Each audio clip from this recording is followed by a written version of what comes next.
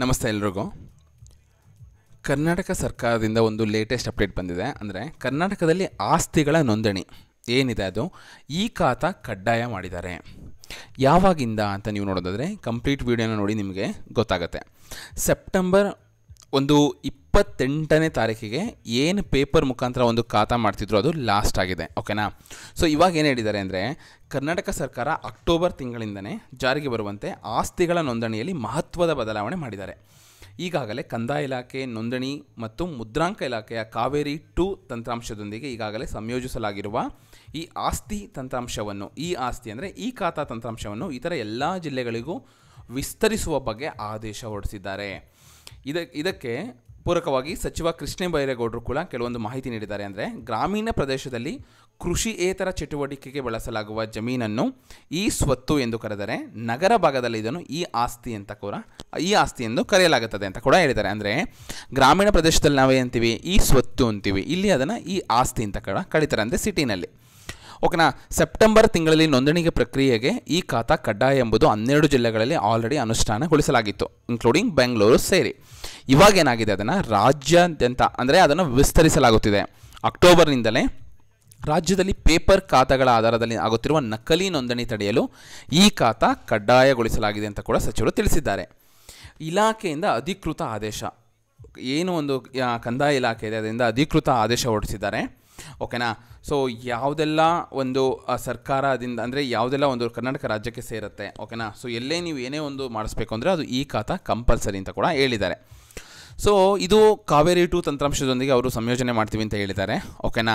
So ಈಗ ಜನರು ಏನು ಮಾಡಬೇಕು ಅಂದರೆ ಸರ್ಕಾರ ಎಲ್ಲ ಜಿಲ್ಲೆಗಳಲ್ಲಿ ಆಸ್ತಿಗಳ ನೋಂದಣಿ ಮಾಡಲು ಈ ಖಾತಾ ಕಡ್ಡಾಯಗೊಳಿಸಿದೆ. ನಿಮಗೆಲ್ಲ ಗೊತ್ತಿರೋ ಹಾಗೆ ಅಕ್ಟೋಬರ್ 7ರ ಬಳಿಕ ಇದು ಅಧಿಕೃತವಾಗಿ ಜಾರಿಗೆ ಬರಲಿದೆ.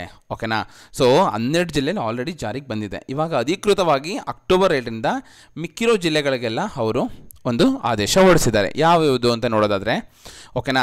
ಸೊ ಏನಾದರೂ ನೀವು ಅಂದರೆ ಈಗ ಎಕ್ಸಾಂಪಲ್ ನೋಡಿ, ಈಗ ತುಮಕೂರಲ್ಲಿ ಇರಲಿಲ್ಲ, ಯಾದಗಿರಿ, ರಾಮನಗರ, ಮಂಡ್ಯ, ಮೈಸೂರು, ಕೊಡಗು, ವಿಜಯನಗರ, ಬೆಂಗಳೂರು ಗ್ರಾಮಾಂತರ, ಶಿವಮೊಗ್ಗ, ಕೋಲಾರ, ಕಲಬುರಗಿ, ಗದಗ ಈ ಥರ ಎಲ್ಲ ಒಂದು ಜಿಲ್ಲೆಗಳಲ್ಲಿ ಉಳಿದಿರೋ ಜಿಲ್ಲೆಗಳಲ್ಲಿ 7/10/2024 ಅಂದರೆ ಅಕ್ಟೋಬರ್ 7ರ ಬಳಿಕ ಈ ಆಸ್ತಿ ತಂತ್ರಾಂಶ ಮತ್ತು ಕಾವೇರಿ 2 ತಂತ್ರಾಂಶದೊಂದ ಸಂಯೋಜನೆಯಿಂದ ಮಾಹಿತಿ ಪಡೆದು ನೋಂದಾಯಿಸಲು ಆದೇಶ ಮಾಡಿದ್ದಾರೆ. ಈಗ ಜನರು ಏನು ಮಾಡಬೇಕು, ಸರ್ಕಾರ ಎಲ್ಲ ಜಿಲ್ಲೆಗಳಲ್ಲಿ ಆಸ್ತಿ ಅಂದರೆ ಕಡ್ಡಾಯಗೊಳಿಸಿದೆ ಅಲ್ವಾ. ಅಕ್ಟೋಬರ್ 7ರ ಬಳಿಕ ಇದು ಜಾರಿ ಕೂಡ ಬರುತ್ತೆ. ನೀವೇನು ಮಾಡಬೇಕು, ಗ್ರಾಮೀಣ ಪ್ರದೇಶದ ಜನರು ಅಂದರೆ ಆದ್ದರಿಂದ ನಗರ ಮತ್ತು ಗ್ರಾಮೀಣ ಪ್ರದೇಶದ ಜನರು ತಮ್ಮ ಆಸ್ತಿಯನ್ನು ಮಾರಾಟ ಮಾಡಬೇಕು. ಅಂದರೆ ತಕ್ಷಣ ಅಂದರೆ ನೀವೇನಾದರೂ ಮಾರಾಟ ಮಾಡಬೇಕು ಅಂದರೆ ಇವಾಗ ಈ ಖಾತೆಯಲ್ಲೇ ಮಾರಾಟ ಮಾಡೋದಕ್ಕಾಗಲ್ಲ. ನೀವೇನು ಮಾಡಬೇಕು, ಇವಾಗ ತಕ್ಷಣ ಹೋಗಿ ಈ ಖಾತಾ ಪಡೆದುಕೊಳ್ಬೇಕು. ಇದರ ಸಹಾಯದಿಂದ ಮಾತ್ರ ನಕಲಿ ನೋಂದಣಿ ತಡೆಯಬಹುದಾಗಿದೆ ಅಂತ ಕೂಡ ಕಂದಾಯ ಇಲಾಖೆ ಕರೆ ನೀಡಿದೆ, ಅಂದರೆ ಸ್ಪಷ್ಟಪಡಿಸಿದ್ದಾರೆ. ಸೊ ನೀವು ಈ ಖಾತಾ ಏನಾದರೂ ಈಗ ಯಾವುದೋ ಒಂದು ಸೈಟ್ ಇದೆ, ನೀವು ಈ ಖಾತಾ ಮಾಡಿಸ್ಕೊಂಡ್ರೆ ಒಂದು ಫೇಕಾಗಿ ಅದನ್ನು ಸೇಲ್ ಮಾಡೋಕ್ಕಾಗಲ್ಲ, ಯಾವುದೇ ಒಂದು ಏನಂತ ಹೇಳಿದರೆ ನಕಲಿ ಮಾಡೋದಕ್ಕಾಗಲ್ಲ ಅಂತ ಕೂಡ ಅವರು ಕ್ಲಿಯರ್ ಕಟ್ಟಾಗಿ ಹೇಳಿದ್ದಾರೆ.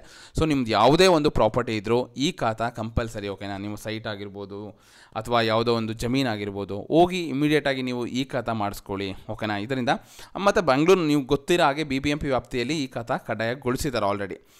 ಏನಿದೆ ಅದನ್ನು ಸೆಪ್ಟೆಂಬರ್ 27ಕ್ಕೆ ಕೊನೆ ಆಗಿದೆ. ಅಂದರೆ ಕೈ ಬರಹದ ಮೂಲಕ ಅಥವಾ ಪೇಪರ್ ಮುಖಾಂತರ ಏನು ಮಾಡ್ತಿದ್ರು ಅದನ್ನು ಸೆಪ್ಟೆಂಬರ್ 27ಕ್ಕೆ ಮಾಡಿ ಸೊ ಈ ಖಾತಾ ಕಂಪಲ್ಸರಿ ಮಾಡಿದ್ದಾರೆ. ಓಕೆನಾ. ಇದು ಎಲ್ಲದಕ್ಕೂ ಅಪ್ಲೈ ಆಗುತ್ತೆ. ಅಂದರೆ BDA ಓಕೆನಾ, ವಸತಿ ಯೋಜನೆ, ಯೂನಿಫೈಡ್ ಲ್ಯಾಂಡ್ ಮ್ಯಾನೇಜ್ಮೆಂಟ್ ಅಂತ ಏನು ಹೇಳ್ತಾರೆ, ಈ ಖಾತೆ ನೀಡಲಾಗಿದೆ ಅಂತ ಕೂಡ ಹೇಳಿದ್ದಾರೆ. ಸೊ ನೀವು ಗೊತ್ತಾಯ್ತಲ್ಲ, ಅಕ್ಟೋಬರ್ 7ರ ಬಳಿಕ ಇಡೀ ರಾಜ್ಯಾದ್ಯಂತ ಎಲ್ಲ ಕಡೆ ಈ ಖಾತಾ ಮಾಡಿಕೊಡ್ತಾರೆ. ಸೊ ಈ ಖಾತಾ ಕಂಪಲ್ಸರಿ ಅಂತ ಕೂಡ ಹೇಳಿದ್ದಾರೆ. ಸೊ ಯಾರೆಲ್ಲ ಈ ಖಾತಾ ಮಾಡಿಸ್ಬೇಕು ಅಂದ್ಕೊಂಡಿದ್ದೀರಾ ಅಥವಾ ಸೊ ಅದೆಲ್ಲ ಆದಷ್ಟು ಬೇಗ ಮಾಡಿಸ್ಕೊಳ್ಳಿ. ಇಲ್ಲಾಂದರೆ ನಿಮ್ಮ ಪ್ರಾಪರ್ಟಿ ಏನಿದೆ ಅದನ್ನು ಸೇಲ್ ಮಾಡೋದಕ್ಕಾಗಲ್ಲ, ಅಂದರೆ ಮಾರಾಟ ಮಾಡೋದಕ್ಕಾಗಲ್ಲ. ಓಕೆನಾ. ಸೊ ಇದೇ ರೀತಿ ಹೆಚ್ಚಿನ ಒಂದು ಕರ್ನಾಟಕ ಅಂದರೆ ಸರ್ಕಾರದ ಲೇಟೆಸ್ಟ್ ಅಪ್ಡೇಟ್ಗಳಿಗಾಗಿ ನನ್ನ ಯೂಟ್ಯೂಬ್ ಚಾನಲ್ನ ಸಬ್ಸ್ಕ್ರೈಬ್ ಮಾಡಿ ಇದೇ ರೀತಿ ಸಪೋರ್ಟ್ ಮಾಡ್ತಾಯಿರಿ. ಧನ್ಯವಾದಗಳು.